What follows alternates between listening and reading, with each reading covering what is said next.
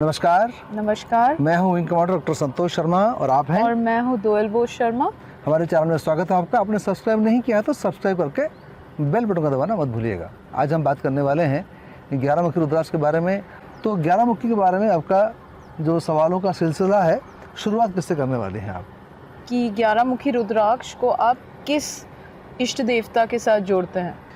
11 मुखी रुद्राक्ष को मैं जोड़ता हूँ पंचमुख हनुमान से।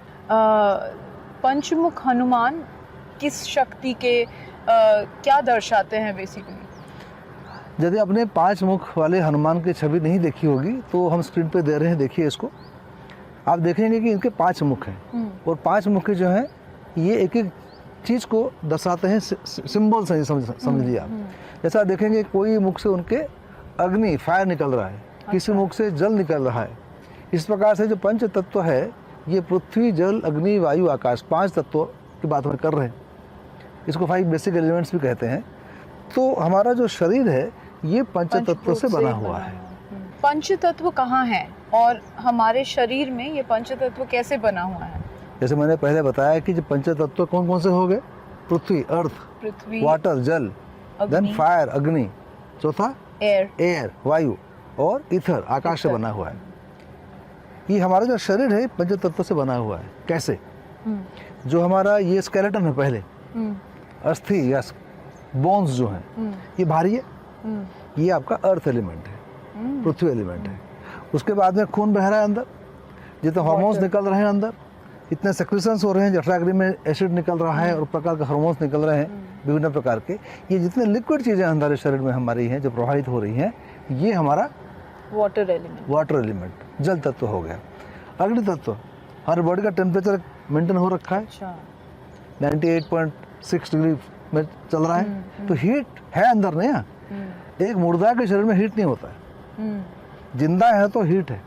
इसलिए शरीर को एक तापमान रखना चाहिए, और कम तापमान रहेगा तो आदमी मर सकता है, ज़्यादा हो गया तो भी खतरा है, उतना ही मर सकता है। उसमें स्टैंडर्ड टेम्परेचर में रहता है, ये टेम्परेचर है। जठराग्नि का नाम सुना आपने?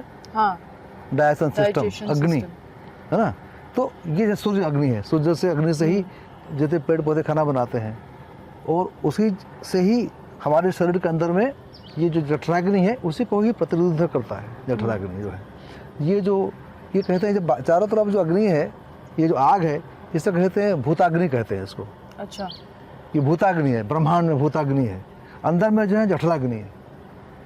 अच्छा, ये अग्नि के बारे में हो गया। फिर हम बात करते हैं वायु तत्व, एयर के बारे में करते हैं। आप सांस ले रहे हैं, अंदर वायु है, वायु से भी आपका बीपी चल रहा है, ब्लड प्रेशर। यदि वायु अंदर में कम हो जाएगा तो क्या होगा? बीपी कम हो जाएगा, मर जाओगे आप। वायु ज़्यादा हो गया, बीपी बढ़ जाएगा, तभी मर जाओगे। एक बैलेंस ढंग से वायु तत्व अंदर काम कर रहा है। ये जो अंदर में पंपिंग सिस्टम हो रहा है, खून ऊपर जा रहा है, नीचे जा रहा है, तो ये वायु तत्व के कारण ही हो पा रहा है। फिर आपका हो गया ईथर, आकाश तत्व की बातें करते हैं। कोई चीज़ को रखने के लिए, जैसे कमरा है, कमरा यदि भरा हुआ है और कोई सामान रखना चाहे तो रख सकते हैं आप? नहीं रख सकते हैं, खालीपन चाहिए। हमारे अंदर खालीपन है तब तो खाना अंदर डालते हो। हमारे अंदर खालीपन तब तो वहाँ ये हार्ट, लंग्स, पैनक्रियाज को फिट किया गया, खालीपन था। हम जो एग्जिस्ट ही कर रहे हैं, इंसान के रूप में एग्जिस्ट कर रहे हैं, सब जो एग्जिस्ट कर रहे हैं, कैसे एग्जिस्ट कर रहे हैं? क्योंकि खालीपन में भरे हुए हैं हम, तो ईथर में एग्जिस्ट कर रहे हैं। तो आकाश तत्व हमारे बाहर भी है और अंदर भी है ना। तो ये जो पंच तत्व का शरीर बना हुआ है, इसमें इम्बैलेंस की बात कर रही थी आप। करेक्ट। ये सारे इम्बैलेंसेस होने से 11 मुखी रुद्राक्ष कैसे हेल्प करता है? हाँ, ये जो इम्बैलेंस की बात कर रहे हैं, जैसे पृथ्वी और जल में इम्बैलेंस होने से कफ का प्रॉब्लम आएगा। पृथ्वी और जल में होने से कफ हो जाएगा, और जल और अग्नि में प्रॉब्लम होने से पित्त दोष हो जाएगा। अच्छा, गुस्सा आना, चिड़चिड़ापन होना, पित्त के जितने भी हैं, उतावलेपन है, पागलपन है, पित्त चढ़ गया बोलते हैं दिमाग में, है ना। फिर आपका हो गया वात, वायु तत्व और ईथर तत्व में इम्बैलेंस होने से वात का प्रकोप कैसा हो सकता है? फिजिकल टर्म में दिखाई कैसे पड़ेगा? घुटनों में दर्द रहेगा, शरीर में दर्द रहेगा। और वायु और आकाश में प्रॉब्लम हो गया तो अंदर सब गड़बड़ हो गया, प्रेशर बढ़ गया, कहीं कम हो गया, तो चलने में दिक्कत, हाथ पैर हिलते हैं, देखा आपने? वायु तत्व। अच्छा, तो पार्किंसन डिजीज जैसा है। तो 11 मुखी रुद्राक्ष पहनने से ये सारे चीजों में त्रिदोष में सभी कुछ आ गया ना, वात पित्त कफ में सब कुछ आ गया, सभी दोष आ गए, जितने वात पित्त फिजिकल कफ और पंचभूत शरीर शरीर। जो आपने बोला कि इट्स वेरी प्रॉपर्ली रिलेटेड कि कैसे इन दोनों में इम्बैलेंस होने से 11 मुखी इज गोइंग टू हेल्प। अभी आप 11 मुखी को काल सर्प के साथ भी जोड़ते हैं, जैसे कि 8, 9, 11 या फिर 8, 9, 10। ये 10 या 11 क्या कोई ग्रह से भी संबंधित है?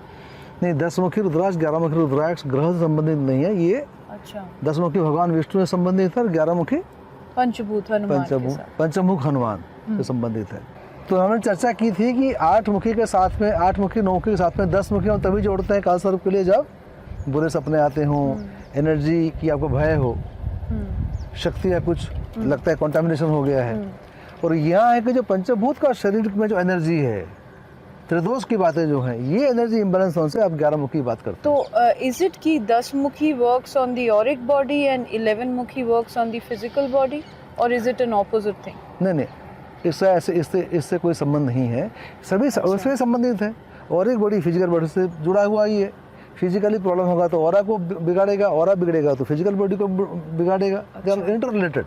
तो इस प्रकार से कहना है कि कोई रुद्राक्ष ऑरा में ही काम करता है तो इसमें ही काम करता है, कैटेगोरिकली नहीं कह सकते हम, मतलब समझने की दृष्टि से कह सकते हैं कि हमको ये फिजिकल बॉडी में ज़्यादा काम करेगा। अच्छा, क्योंकि फिजिकल बॉडी पंचभूत की बात हम कर रहे हैं। तो जैसा आपका सवाल था कि 10 मुखी की जो बात कर रहे हैं आप, हाँ उसको कह सकते हैं ऑरिक बॉडी, क्योंकि ये मन में काम कर रहा है, ड्रीम में काम कर रहा है। तो ये ग्रॉस बॉडी में नहीं, मेंटल लेवल पे काम कर रहा है। तो हम ऐसा कह सकते हैं कि 10 मुखी आपके मेंटल लेवल में काम करेगा ज़्यादा, और 11 मुखी जो है फिजिकल लेवल में काम करेगा। बहुत अच्छा सवाल। तो इससे क्या आपने जैसे बोला डाइजेस्टिव सिस्टम को भी हेल्प हो सकता है,